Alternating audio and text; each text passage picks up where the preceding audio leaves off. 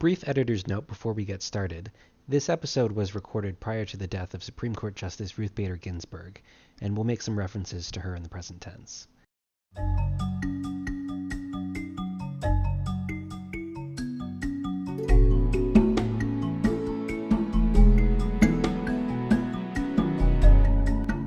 Hey, welcome back to Overnight Experts, the show where we talk about something we literally learned the night before. My name is Aeden, and joining me are... David? And JJ. So our topic for today, I didn't literally learn about this the night before, but I certainly researched it, is the Electoral College, specifically of the United States. Now, I'm assuming both of you guys have heard about our Electoral College. Oh, boy. Well, good. You're gonna learn here. I get it somewhat, but it makes me angry. Well, JJ, you should hopefully know a little bit more about it since David is, in fact, Canadian, and so he has a different system that he's got to learn. But so our Electoral College, if you haven't heard of it, congratulations. You might live in what's called a direct democracy, which is not what we in the U.S. live in. We live in a representative democracy. So the Electoral College is more or less, we don't directly elect by popular vote, which is another term we'll get into, the president of the United States specifically. We elect, or we vote for the people who will then, in turn, elect the president. Okay, so that's what a representative. What did you say? What Representative democracy. You're voting for people who vote for another person. Correct. Yeah, I think the general gist to release the idea to have it was to have somebody, I guess, who understood the situation be the one to make the decision based on what people say, but there's still a middleman. Oh yeah, it's confusing. So the sort of the genesis of the Electoral College happened back in 1787 in the Constitutional Convention. So we did actually have, so this is just before the first presidential election. So, Revolutionary War happened, America wins, rah, rah, rah, kick the Brits' butts, yada, yada. America. France helped. I was actually not born in America. Yes, France helped, and that's a contentious point that will come up a little bit later. But so while establishing what the Constitution would eventually become, they needed to figure out how to elect our national leader. And so in this convention, the theme was proportional representation. So they needed to figure out how to get these different populations represented equally. So they're all about quote unquote fairness there. And so they recognized early on that, lower population areas might not necessarily then have as much of a say, broadly speaking, because if you have these 13 at the time distinct colonies, then some may not necessarily get as much of a say if they don't have as many people. So they wanted to apportion a certain amount of representatives, these electors that we'll be talking about, and that'll allow them to then go on to decide the president. Should they get that much of a say, though? I feel like that system inherently disadvantages people who live in the larger colonies or states. That's that problem. Well, so, they wanted to essentially give the smaller people a say. So if you went solely by population, by popular vote, then no, you wouldn't. New York and California would decide the elections, or so the conspiracy theory goes, right? All them coastal elites. Exactly. Even Not then, my term, I'm just pulling it from the places. No, but even then, there were people who were paranoid about quote unquote coastal elites, even though we only had one coast at the time, but whatever. What if we're all the coast? But another couple of things that happened during this constitutional convention were the 3/5 compromise. So in order to give the sort of the southern colonies more representation, they needed to count the slaves. Oh right. Dear. Yeah. That portion. Yeah. So the 3/5 compromise. So they wanted to count the slaves. So it's funny because you go back and forth. They wanted to give the South a say, but they didn't want to give the South too much of a say. And if they got 3/5 of a say, exactly, if they could give the South not too much of a say, while also not giving slaves full rights or count them as much as a full human being, then somehow that was a win. So what were they trying to safeguard against? Because my assumption with my knowledge of the future would be that people who own slaves and people who are slaves would vote differently. Were the slaves given the right to vote? No, they wouldn't have. Not at the time, no. But so that's another thing. So when they're remember again, these slaves aren't voting, and people in general, they aren't voting for the president. They are voting to tell these electors who to vote for president. And so the amount of electors a place gets is based on the population. Even if the population can't vote. Even if the population can't vote, correct. Oh, I guess that makes sense because like kids wouldn't vote. And if you had a lot of kids, then they couldn't vote. I don't know. This is pretty scummy. Yeah. There's a lot of things about it that just kind of seem like compromises for a situation that was already had issues with human rights and other things. So why 3/5? Or was that just like they did the math and like, okay, well this gives the South enough power? Exactly. They did the math and they said, all right, this is what gives the South, enough of a proportional, quote unquote, fair representation in our election system, but also it doesn't have to. Yeah. I don't get it. Like why would you, if you already are worried about them having too much power, why wouldn't you be like, okay, well this doesn't, if you're saying that slaves are not humans, then they don't count as people for the reasons of voting. Well, I guess that's what a compromise is. Right. Even then, that the subject was unfortunately contentious. I think it should have been fairly plain that like slavery was bad at this point, but it was a debate, and stuff like this comes out of compromise. And even today, we see compromises in laws that generally cause a system to be worse than just sticking to it. And again, the whole, a major theme of the convention in 1787 was, equity, not equality. They wanted to make things, again, quote unquote, fair, but fair numerically, not fair morally. Yeah. But, yeah. So another thing to come out of the Constitutional Convention was also the Connecticut Compromise, which is essentially what established our bicameral legislature in the first place. So then, out of that comes the House of Representatives and the Senate. In Canada, we have technically a bicameral system, although the Senate doesn't really have any power, nor is it elected. So there have been attempts to get rid of it, and currently we still have it. What are y'all doing here then? Well, what their purpose is to be a sober second thought. So like in the U.S., you hear about the Senate all the time. Like they're always doing stuff, or as the case may be right now, not doing stuff. But like in Canada, it's just their job to proofread the laws, as I've heard it been explained. But you could also, like, they don't do anything, and it's an appointment for life. So it's interesting. Oh, interesting. That is weird. So you just get a lifetime job that you just get handed to you. Well, yeah, it pays to be friends with the Prime Minister of Canada. It works fantastically for you if you can become one of those elite people who gets given free money by the government to do a job that isn't really necessary. It's it's great. I don't know if you can tell my bias on this issue. How do I become friends with Justin?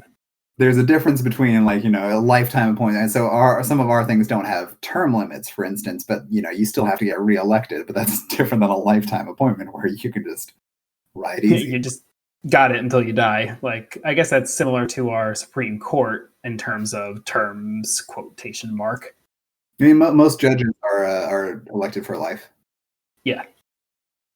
Which then sometimes it's fine, but then you have the weird issues of like whoever's president at the time when a bunch of them leave will change the makeup of the entire Supreme Court, and that sticks around.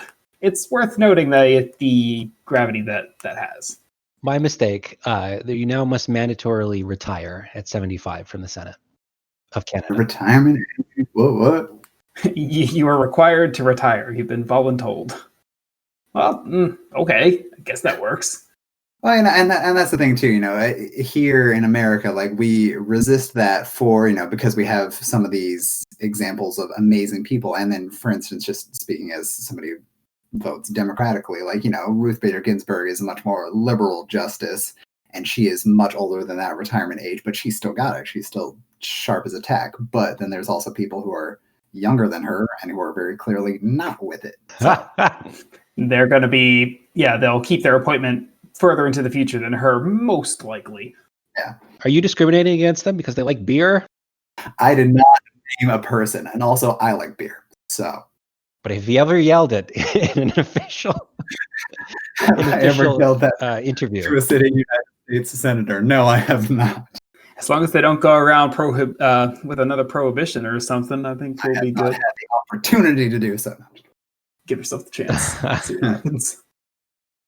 Yeah, I know. I'm a white guy. I'll get the chance. You'll get a pat on the head. Okay, so in this conference for the first president of the U.S., what year is this again? 1787, right before the 1787. So they're coming up with the system, and they've decided to give the South extra votes for having slaves. Basically, yes. Okay. What were other ways that they determined who should get extra votes? So that does change later on, but like for the most part, actually, obviously the 3/5 compromise goes away because now everybody has a vote. But that is part of the reason that we have the United States Census every 10 years is to count the number of people and then potentially reapportion or otherwise add electors to certain places in order to make sure that this totality is fair and balanced. Ideally. Ideally. You'd hope. I don't know about census turnouts and everything. If people actually do it or not. Like, there's a lot involved in getting that information to be accurate. Well, Canada used to have a mandatory census, and then I don't know if it got reinstated because the conservative government took that out. Yeah, it is mandatory here, but I don't think there's much they can do. Don't. I looked this up a couple of years ago, but so technically it is mandatory here. However, there has never been somebody prosecuted for not filling out the census. So, how can you prosecute someone if you don't know where they are? Ooh. But also, and that's part of this current census is very important as well. But also, for non-citizens, like they can still participate in the census and provide their population information. Obviously, people who aren't citizens are very rightly so hesitant to do this. But similar to way back in the day when they, weren't trying to count the slaves, people here, the population still counts even if it's not a voting population. Okay, like I guess that makes sense. It's a weird system. It seems antiquated, but it still alters things even today. And I guess depending where you live, you might see it differently. And remember, this was back when we had, 13 states, not 50. Yeah. And even then, I guess there was enough cultural difference and population density differences that the concern of certain locations influencing it just by sheer numbers would be detrimental to places that have less people. Mm-hmm. So one other thing, have you guys heard of the Federalist Papers? If you've watched Hamilton, which everybody should because it's awesome, you would know what the Federalist Papers are. But have you guys heard? Yes. No. Okay. So the Federalist Papers they're not like a binding law or anything, but they're a series of basically essays written by some of our founding fathers, primarily Alexander Hamilton, who initially envisioned a more equal plan, but ended up writing a crap ton of them. But so he writes a large series of papers, and they're basically looked to as kind of like a contemporary document of the time, as to understand what the founding fathers meant by language in the Constitution. Should you have any questions about it? Okay. So kind of supplementary. Yeah. So one of the more important Federalist Papers is Federalist Paper 10, not written by Hamilton. I think it was. I can't remember anymore. But so tying back to the earlier point, Federalist Paper number 10 warns against what they call a mischief of faction, which is essentially arguing that if you allowed a larger group of people to vote, so basically, direct democracy, then they would easily be led astray. But by then apportioning representatives, they are somehow more likely to represent, or to be able to discern the true nature of people as a whole rather than, just whatever's popular at the time. And luckily, that's exactly what happened in the 2016 election. Yeah, worked like a charm. Yep. Which I'm kind of torn on that. So like if I had to summarize that, I would say like they're concerned that the mob, the common people, might vote for someone irresponsibly, might not choose the right choice. So you get these representatives to determine if the mob's choice was correct. Like we got to look after the common people. Like they're not actually allowed to have a say in things. That's basically the point that I find contentious with it, is even the concept of people electing, like, well, maybe they won't choose the right person, so we need to make sure that they do. That comes with a lot of problems. Maybe early on it makes sense if people just weren't paying attention to the new government system, but now I think people are more aware than ever, and I don't like that. Well, yeah, because like it's basically, well, I mean, people talk about not wanting to be controlled by the elites, but that's literally what the system is. Yep. You've got people who apparently know better, who are smarter than everyone else, and they'll decide what's right for you. You just sit down and shut up. Yeah, you were handing somebody else your vote. David, you want the kicker? Go for it. I mean, when you're doing ballot, filling everything out and voting, you get the choice of Trump or Hillary or Biden or whatever.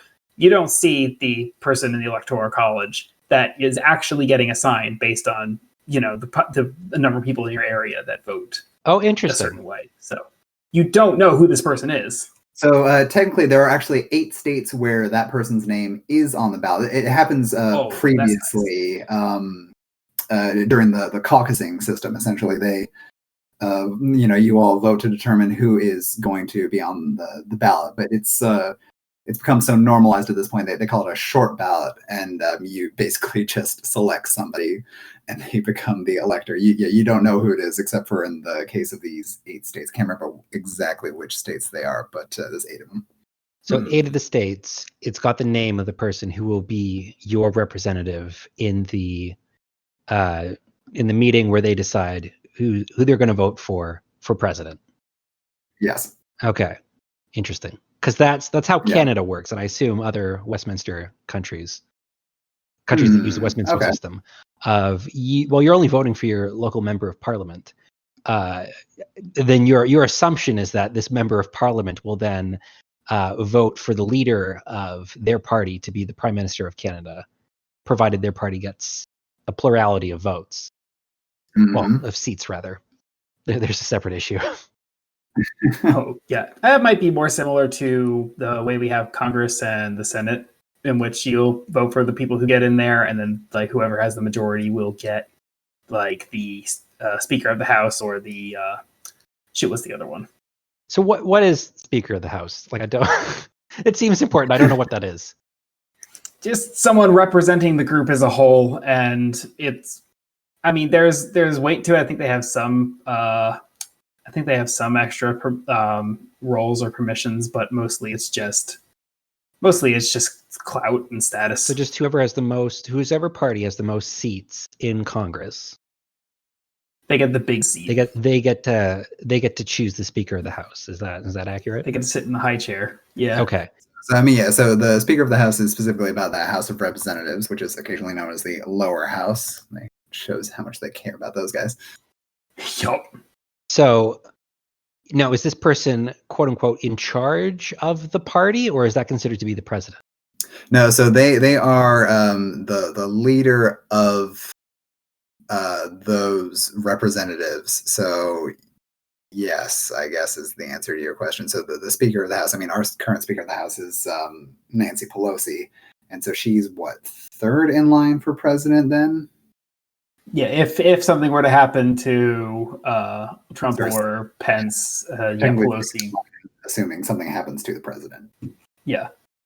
So Pelosi takes over. Okay, so in Canada, we just don't have a president and a prime minister. A president and a vice president.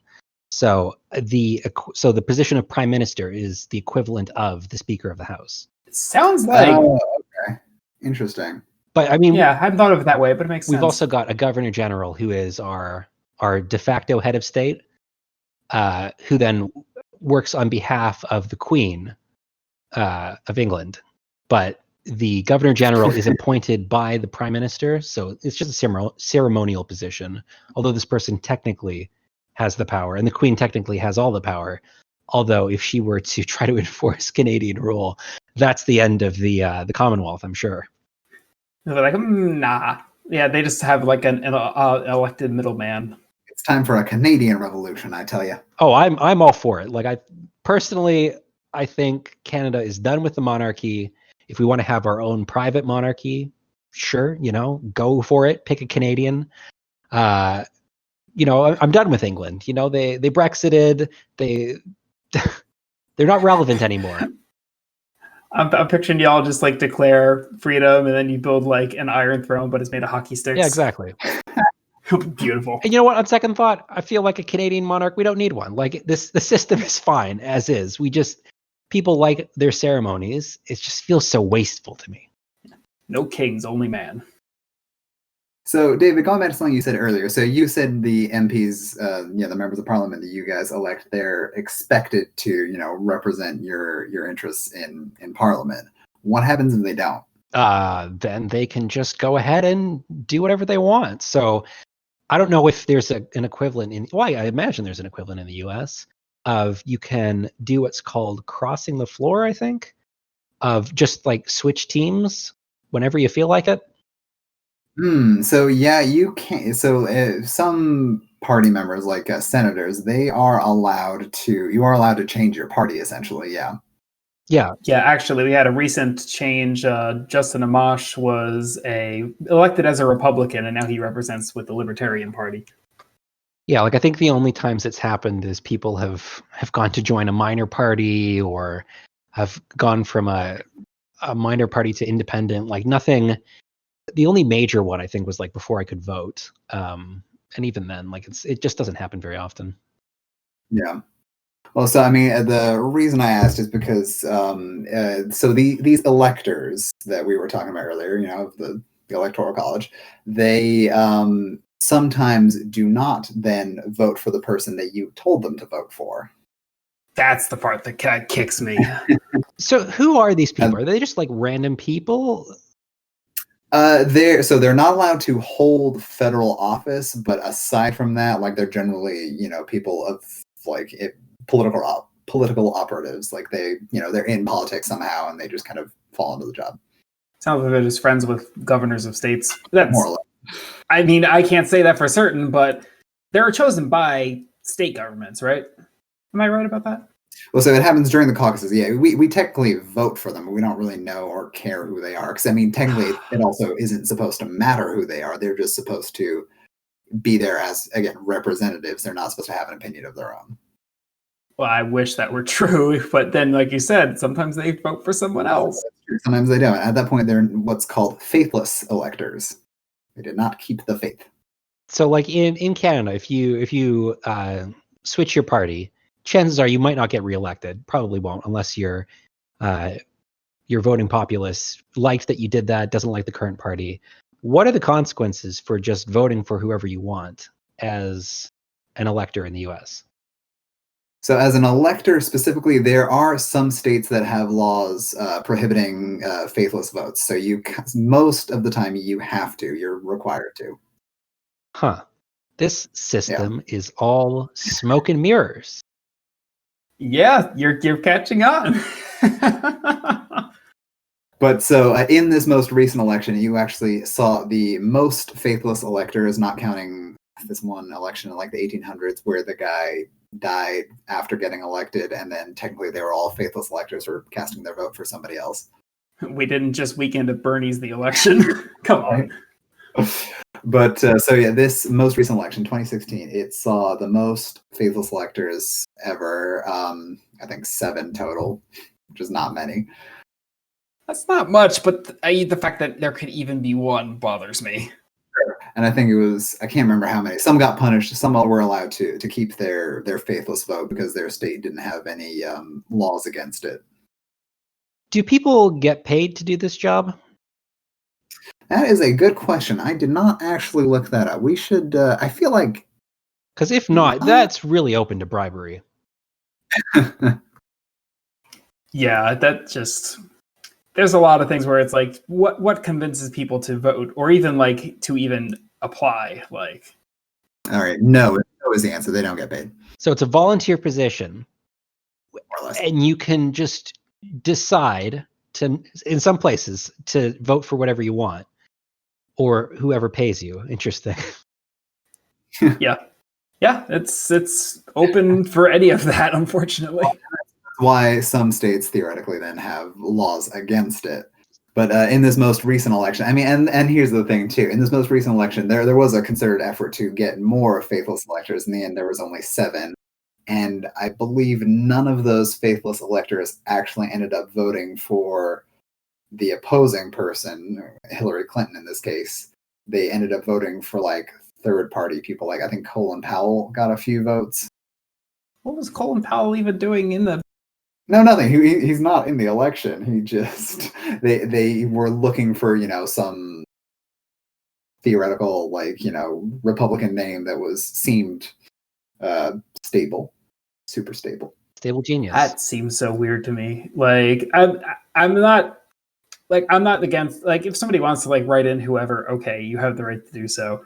But especially if it's like you're in a position where your job is to vote for one of the people that the people under you say that they want, and then you write something completely different that just throws everything off.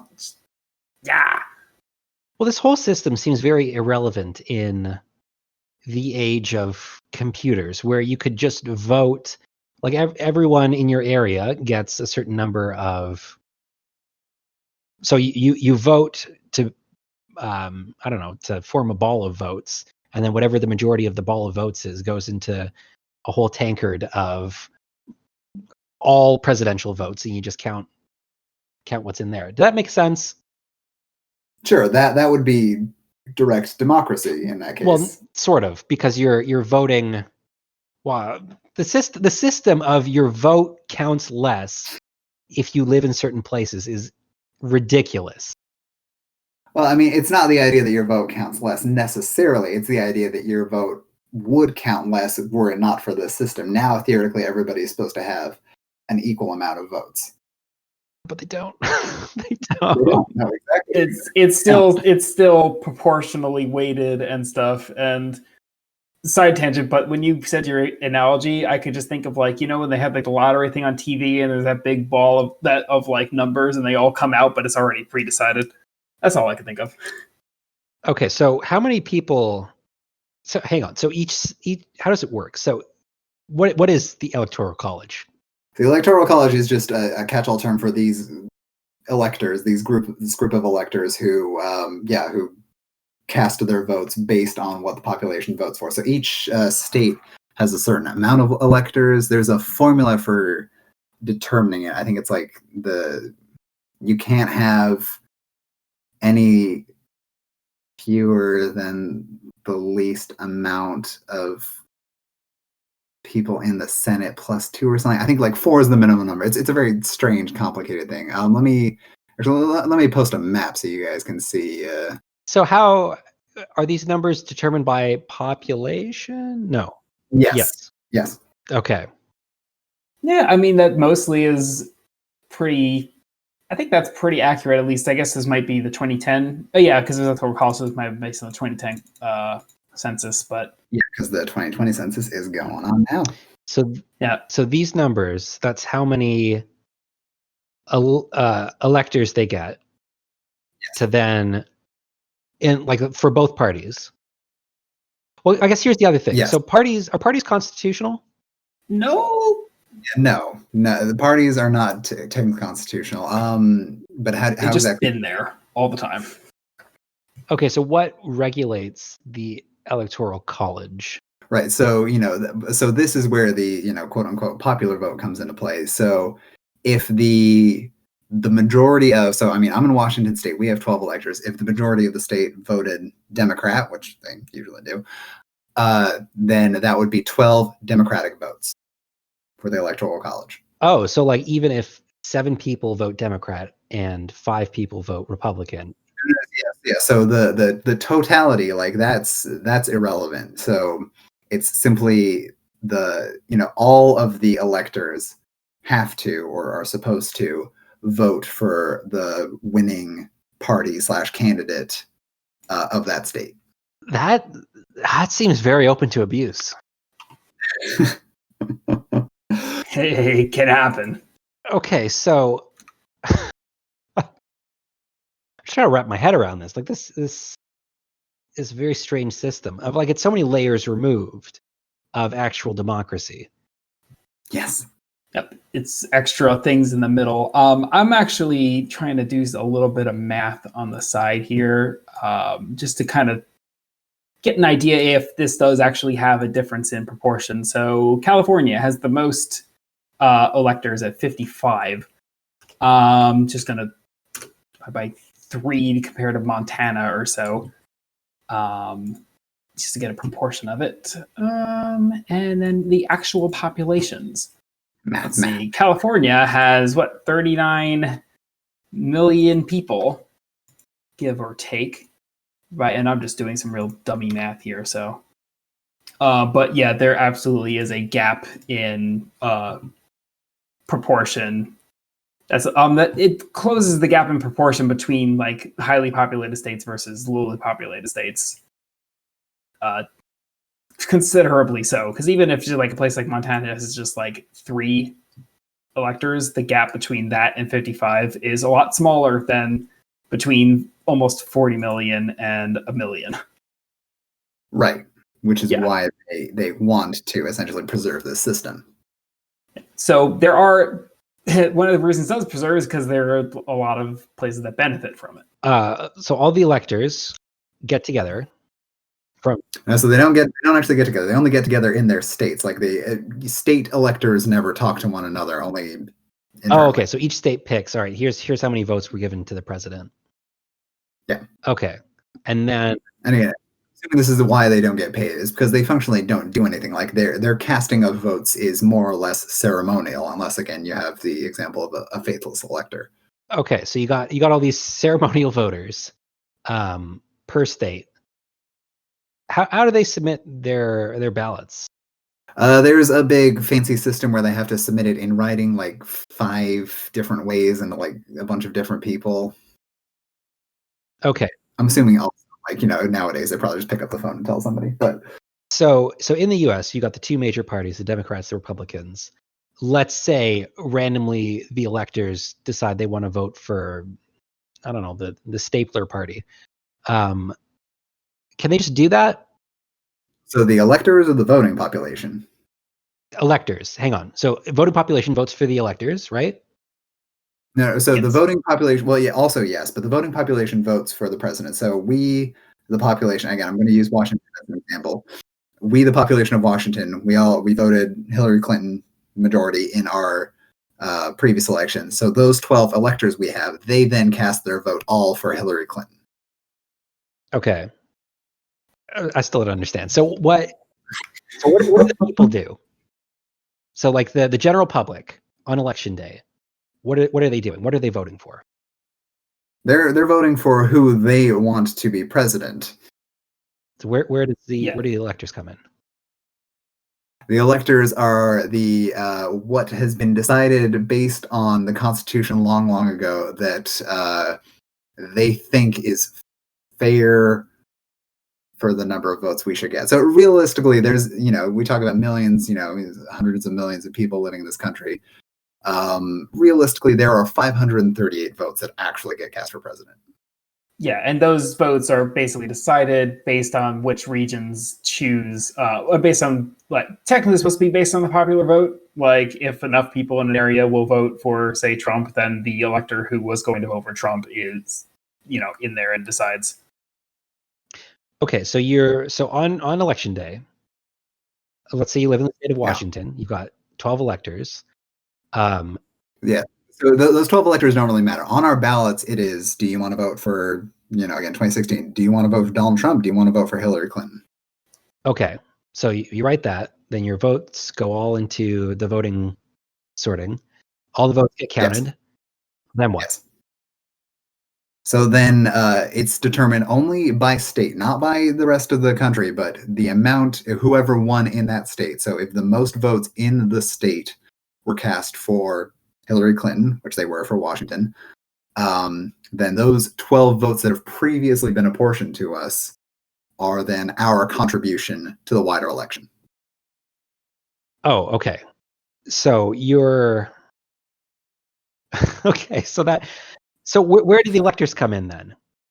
They're mostly ceremonial. Like, you technically don't have to like have an elector. It's just the, number of votes that we get.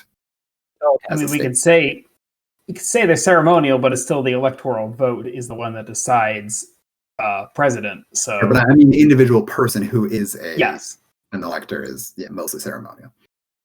it's just their job to do what they're supposed to do, which is vote based on whatever their electoral vote is and what the people represented. So it's weird. It is really weird. So weird. Like why is it? Well, I mean, we know why it's like this. Why is it still like this? And that is another ongoing debate in this country. Obviously the idea that southern states or smaller states in general have fewer people is kind of a valid one, right? Like, as JJ was saying, if California has however many million people, 39.5 million according to statistics in 2019. but versus say however many people were in Montana. Yeah, which is a little over 1 million. Yeah. So when you compare it like that, obviously California would have all the power, and they still do to a certain degree. But yeah, but their 55 cannot decide a whole election. Right. I don't think 40 million could either, but it's a whole lot more. Well, and I mean, like, obviously our previous election was decided, well, not decided, but our previous election had a discrepancy of roughly 3 million votes. Yes. But it's rare, but we have the case where it's like the population, or the popular vote does not equal the same as the electoral vote. And that happened with Bush and Gore. Bush and Gore, yeah. Back in 2000. And that was a lot closer because it came down to, I think, a couple hundred votes in Florida. So essentially, even though Florida controls a decent chunk of electoral college votes themselves, they have 29. So, but it came down to the difference of a few hundred votes to a winning victory, either for Gore or for Bush. Yeah, there was a whole lot of calls for recounts and complaining about hanging chads where hole punchers on ballots didn't work right or whatever. Well, I was going to say, like, it's a good thing that no one has ever miscounted anything in all of history. So, luckily, we can be guaranteed that it's just a coincidence that the president's brother was in charge of the state at the time. Oh, wow. Who would have thought? Oh, Jeb.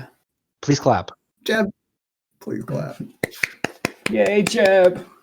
Yeah, that was a rather contentious one, and I would be surprised if we see another situation like that, but who knows?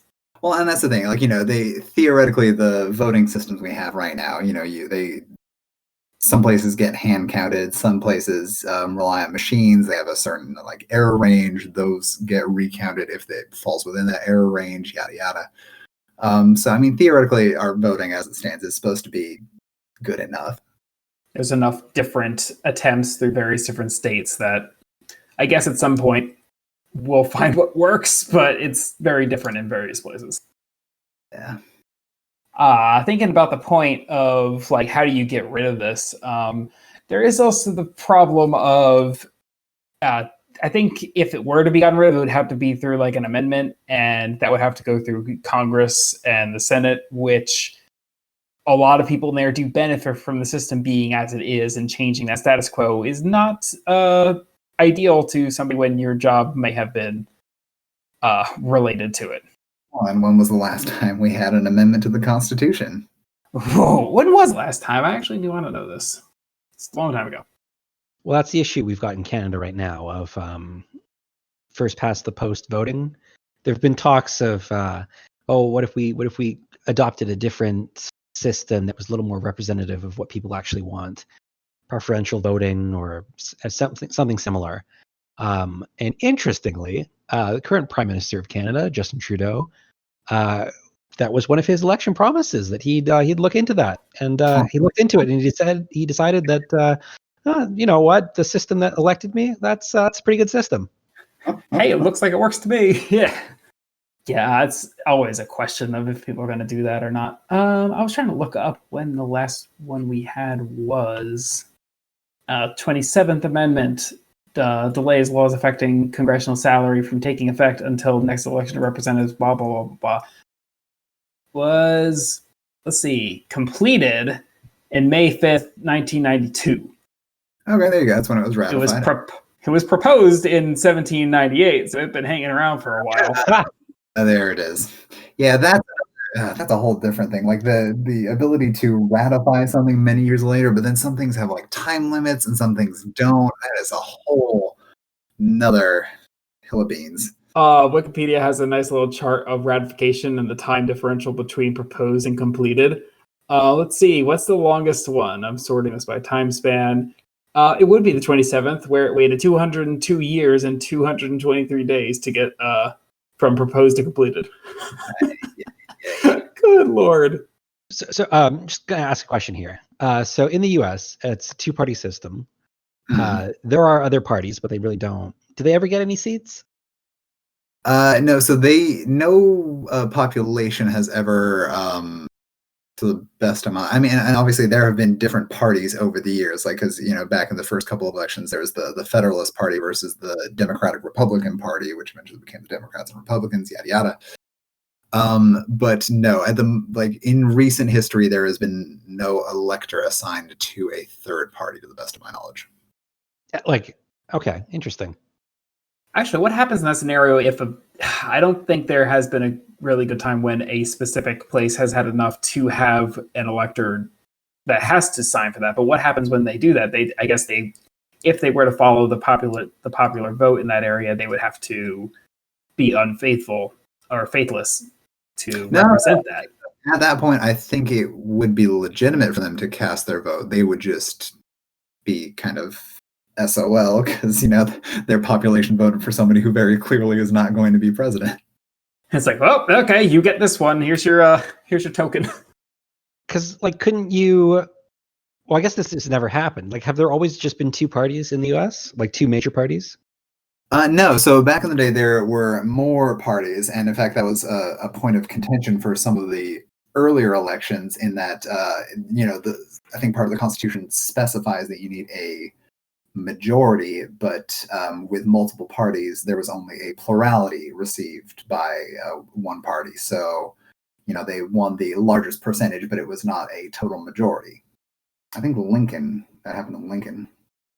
Well, I was just thinking if you could have the president and the Senate and the Congress as being different political parties.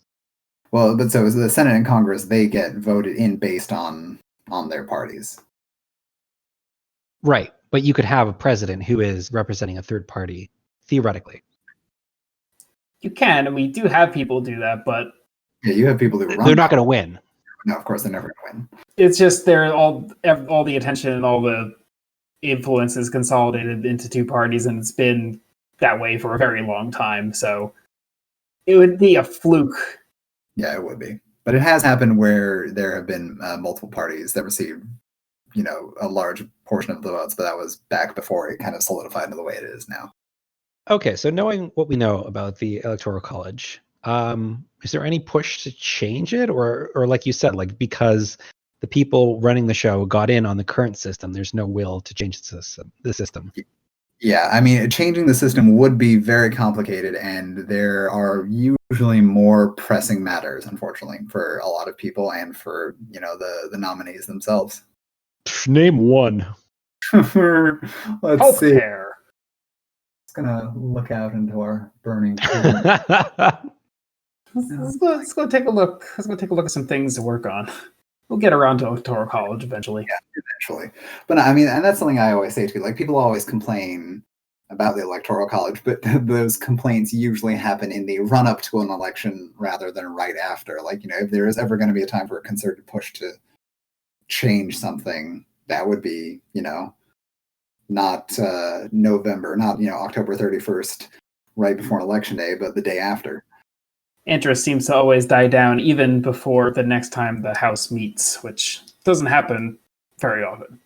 Well, it's like the same thing for daylight saving time. Like, I hate that so much, but people only remember it exists when they have to change their clocks.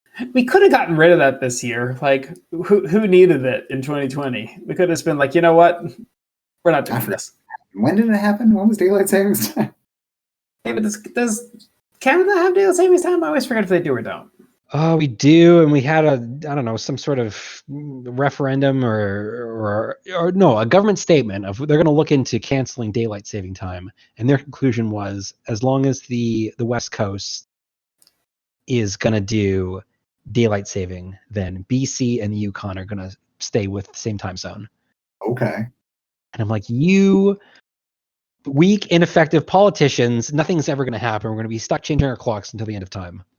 It's just this minor inconvenience twice a year that has again, it's the thing that like made sense in a different time with a different economy and like needs of the people. It's like back in the day when almost everything was agriculture, it made a lot of sense to shift clocks around to keep things on time with more sunlight. Nowadays, no, I think it was a fuel saving measure. Was it fuel saving? Yeah, well, because I don't know, I saw this video. I think it was like John Oliver or Adam Ruins Everything, where like farmers they're not dependent on time. Like you can just choose to wake up earlier if you're a farmer. Yeah, you should. I know a farmer near here, and he'll just do his stuff whenever. But like I think it was like the idea was to save fuel or save electricity because people would be awake when the sun was up. It has no effect now just because we have so much electricity. We're using the lights no matter what. I think, and ways to control that electricity that like aren't dependent on what the government's telling me to do. I mean, people will leave their lights on all the time. There are people like me who turn off lights every time he leaves a room. I think that's not. I guess there's might be like an hour affected by it, but that's just again something that made sense to try. And now doesn't make sense anymore, and we still have it because it's too complicated to get rid of. I mean, would it be that complicated to get rid of it, though? It wouldn't be that bad. It really wouldn't be. And then there's states that don't have it. I think you just have to get everyone to do it at the same time, and that's what everyone's waiting for. Everyone's waiting for the other person to blink, but you could just do it, and it's totally fine. Like there's a bunch of states that do not have daylight saving. Same in Canada. I think we got one province that just is like, they just don't do it, and it's totally fine. I want to start like a Facebook event and just like try to add as many people to it. Like what was it, the Area 51 thing? Just like figure out that level stuff. It's just like everybody stop daylight savings time. We can do it. But like I don't know. I feel like especially now that we're relying on our time mostly through our technology, like I feel. All it would take was an executive order for Apple to not do daylight savings time on their next iPhone, and then boom, problem solved. Like, yeah, we just won't do that. Someday, that's the dream. Get rid of the Electoral College. Get rid of daylight saving time. It's going to be great. These are the things that matter. Highest priority. Top men. But yeah, that in a nutshell is the Electoral College. It's very confusing and kind of dumb. I feel like I kind of understand it though. Like my eyes have been opened. Well, I understand that it's a very flawed system, but like I get it now. Like I saw the numbers, was watching the numbers for the past few elections, and you see the map with all the numbers, and you're like, what is this? But now I know that it's the number of electors, which is a ceremonial position. And then however many votes so the general people vote for a specific presidential candidate, and then whatever the majority is, that number of electors, quote unquote, votes for that person to be president. Yeah? Yeah. Got it. Hooray, I did it. That's basically it. It's just one extra thing that's just stuck in the middle of our system. mean, I've got more like weird, funny things that occurred around the creation of the Electoral College, but the Electoral College, in a nutshell, we've got. Okay, well, if they're interesting, I want to hear them. Well, so I mean, another a weird thing that happened during the election. So, Electoral College was established in 1787, before the first presidential election. And did you guys know, in the first couple of presidential elections, that there was no vice president on the ticket? Oh, right. It was at a time. It was like whoever was second best would be the vice president. So It's a crazy system. can you imagine if that happened and we had like a Trump-Hillary presidency, like together? Would be funny. I want to just see that. Just want to see what the heck would happen. But no, that's not what we do anymore. How many elections happen like that? There were 3, I believe. So there was Washington versus Adams, which is the first presidential election. I mean, so there were other parties too, but that's who it came down to in the end. So Washington versus Adams. Adams lost, became the vice president. And then it was after, so Washington then got elected again for a second term. And that's when they were decided 2 terms, no more. And then it was Adams versus Jefferson. And then Jefferson lost. Adams became president. Jefferson became his vice president. However, at the time, John Adams was pursuing a kind of a pro-British agenda, and ties back to what you were saying earlier, David. And then Jefferson was very pro-French. Interesting. Well, like I guess for these guys, like they all kind of went through the revolution together, so they're all kind of on the same side. But after that, that's when they like kind of started to realize that it wasn't working, just simply because Jefferson was, for all his good things, fathering with his slave. Anyway, oh yes. Aside from all the good Jefferson did, he was kind of an obstinate SOB, and so he did not get along very well with Adams during their presidency. They apparently later established or rekindled the friendship. But so that's when they decided, like, oh, if our vice president very much wants to do something differently than the president does, maybe we should just get people on a ticket, a vice president on the same ticket, and that's how we're going to do it from now on. So what's the purpose of the vice president? Is it just to help out the president, or to be like the backup president if the president dies? A little bit of both. I mean, nowadays, it's just a mix of everything. They'll do their own thing. They'll have their own agendas they want to follow. But they're not the ones making the executive decision, but they'll advise. They'll have their own wealth of experience to draw on, etc. They also are the I forget the actual name of the thing, but the head of the Senate, similar to the Speaker of the House. Yes, in case there is a tie in the Senate, which can happen because there's an even amount, the vice president calls the tie. I don't know. This democracy, you guys need to work on this. There's a bunch of weird things that are just like problems that are just existing, and it's like, oh. Maybe I'll do an episode on the Westminster system, because it's so much simpler. I wouldn't mind learning about alternative democracies. Just I'm not saying like throw out everything, but I am curious about how other systems have done similar things. And there was actually one other thing. So I know we just took the vice president for granted right there, but there was actually a funny little snafu back in, I think it was 1800. I think it was the third presidential election. It was Jefferson versus, now I cannot remember who, but was that the fourth election? No, so that would have been the fourth election. Jefferson was the third president. I guess he was the incumbent at the time.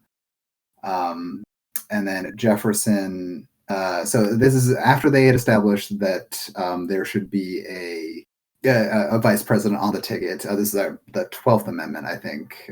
Actually, it was 1804 was the one after that. Anyway, so they established that there should be a person on the ticket. But then what they did was they gave the people who were making this decision, so I guess the electors of the time, 2 tickets.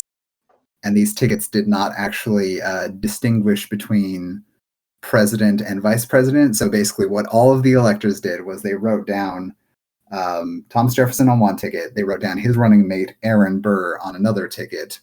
And then what one person was supposed to do was supposed to not write down anything on that second ticket, so that way Burr would have one less vote and therefore become Jefferson's vice president. But because of the impossibilities in communication, nobody did that. Yeah, there's no way that's going to work. That's crazy. It's funny. So another thing that I don't think we've mentioned about the Electoral College is that in case there is a tie through of the electoral votes, then it goes to the House of Representatives for a tiebreaker. Okay. Yeah, then they have to decide. Personally, I prefer if they just flipped a quarter, and if the quarter lands on heads, George Washington comes back from the quarter. Back to life. He just resurrects. Like, I live! So the House of Representatives is also based proportionally on the population, essentially, unlike the Senate, which has a fixed number of people per state. So that's why it goes to the House. Okay, I guess. I don't know. Makes enough sense, but it hasn't happened yet. It's all based on this weird, archaic version of like fairness. Like they think that just by doing this, that some, this is fair. This is what's just. This is equitable. This is what's best for everybody. Mm-hmm. Well, like I guess at the time it would have been because the general public, I don't know what the literacy rates would have been in 1776, but I can't imagine that all the landowners, well, maybe all the landowners could read and write, but the majority of people probably couldn't. Is that accurate? I would believe so, yes. Not only that, but certainly I could see from the perspective of the early founders that they felt, I'm sure that for any reason they felt that they understood the system they made better than everyone else. So I've kind of factored that into that decision. It's like, the fact that we do voting here on a Tuesday, the idea was that, you left on a Saturday or a Sunday and it took you that long to get to the voting station. And yeah, so, this system needs a couple of updates. Yeah. Yeah, it does. Oh, yeah. Wouldn't hurt to have a couple changes. I don't think there would be much wrong with that. It's just, see what happens. In conclusion, the Electoral College is kind of dumb, but there's no real means of replacing it for the time being, and I don't see it being high on any president's priority list as we go along. So we'll check in with you in another couple of decades and see where we're at. It's fun to get frustrated at a bureaucratic system when you can't do anything about it. Absolutely, it's the best time to do it. Well, for Overnight Experts, this has been Aeden. And David. And JJ. Hey, thanks for listening. If you want to stay up to date on our podcast, you can follow us on Twitter, Facebook, and Instagram. We will be posting this on YouTube, Apple Podcasts, Google Podcasts, really anywhere else that will take a podcast. We really appreciate it if you could leave us a review. We really want to hear your feedback, and the more reviews the show gets, the more likely other people are to listen to it. If you like what we do, consider contributing to our Patreon. All the money raised goes back into the show to make it a higher quality. So thanks for your support, and we will see you next time.